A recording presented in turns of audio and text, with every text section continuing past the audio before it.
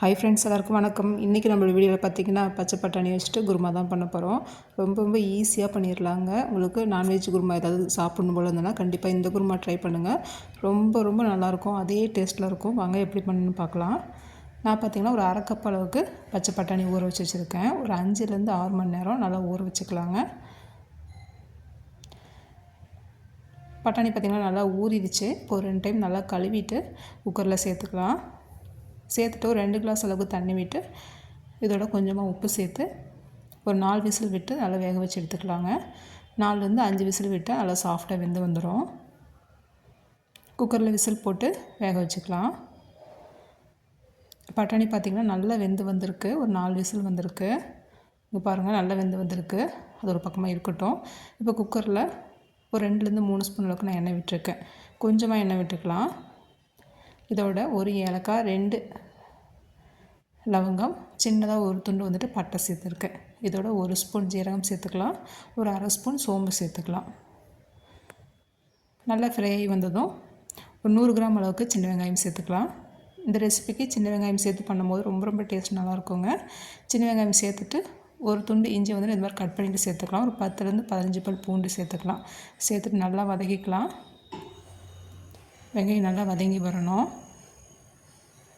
பாருங்கள், இந்த அளவுக்கு நல்லா வதங்கினதுக்கப்புறம் ஒரு கைப்பிடி அளவுக்கு தேங்காய் சேர்த்துக்கலாம். தேங்காய் துருவி எடுத்து சேர்த்துருக்கேன் நான். ஒரு கைப்பிடி அளவுக்கு சேர்த்துக்கலாம். இல்லைனா நீங்கள் வந்து தேங்காய் வந்து கம்மியாக வேணும்னா ஒரு 2 ஸ்பூன் அளவு கூட சேர்த்துக்கலாம். சேர்த்துட்டு இதோட ஒரு அரை ஸ்பூன் கசகசா சேர்த்துக்கலாங்க. சேர்த்துட்டு இதையும் நல்லா ஓரளவுக்கு இந்த மாதிரி கலந்து விட்டுட்டு ஸ்டவ்வை ஆஃப் பண்ணிக்கலாம். இது ஆறுனதுக்கப்புறம் ஒரு ஜாரில் சேர்த்துக்கலாங்க. இதோட தண்ணி சேர்த்துட்டு பாருங்கள், இந்த அளவுக்கு நல்லா ஃபைனாக அரைச்சி எடுத்து வச்சுக்கலாம். இப்போ குக்கர் நல்லா கழுவிட்டு திரும்பவும் வந்துட்டு ஒரு 2 ஸ்பூன் அளவுக்கு எண்ணெய் விட்டுக்கலாம். விட்டுட்டு இதோட ஒரு 4லேருந்து 5 சின்ன வெங்காயம் இந்த மாதிரி பொடிசாக கட் பண்ணிவிட்டு சேர்த்துக்கலாம். இந்த மாதிரி தாளிப்புக்கு நீங்கள் பெரிய வெங்காயம் கூட ஒன்று கட் பண்ணிவிட்டு சேர்த்துக்கலாம், நல்லாயிருக்கும். வெங்காயம் இந்த அளவுக்கு வதங்கினதுக்கப்புறம் 2 பச்சை மிளகாய், ஒரு கொத்து கருவேப்பிலை சேர்த்துட்டு நல்லா வதக்கிக்கலாம்.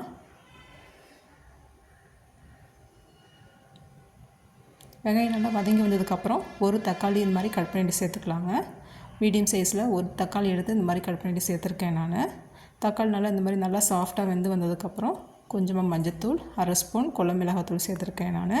சேர்த்துட்டு நல்லா கலந்து விட்டுட்டு நம்ம வேக வச்சு வச்சுருக்க பட்டாணி சேர்த்துக்கலாம். பட்டாணி சேர்த்துட்டு ஒரு கொதி வரட்டும். பட்டாணி பார்த்திங்கன்னா இந்த மாதிரி நம்ம அழுத்தி பார்க்கும்போது இந்த மாதிரி நல்லா வெந்து வந்திருக்கணும். ஒரு கொதி வந்ததுக்கப்புறம் அரைச்சி வச்சுருக்க தேங்காய் மசாலா சேர்த்துக்கலாம். சேர்த்துட்டு இதோட மிக்ஸி ஜாரில் ஒரு கிளாஸ் தண்ணி விட்டு திரும்பவும் அலசி ஊற்றிக்கலாங்க. தேவைப்படுற அளவுக்கு தண்ணி ஊற்றிக்கலாம். ரொம்ப அதிகமாகவும் தண்ணி வந்துட்டு ஊற்ற வேண்டாம்.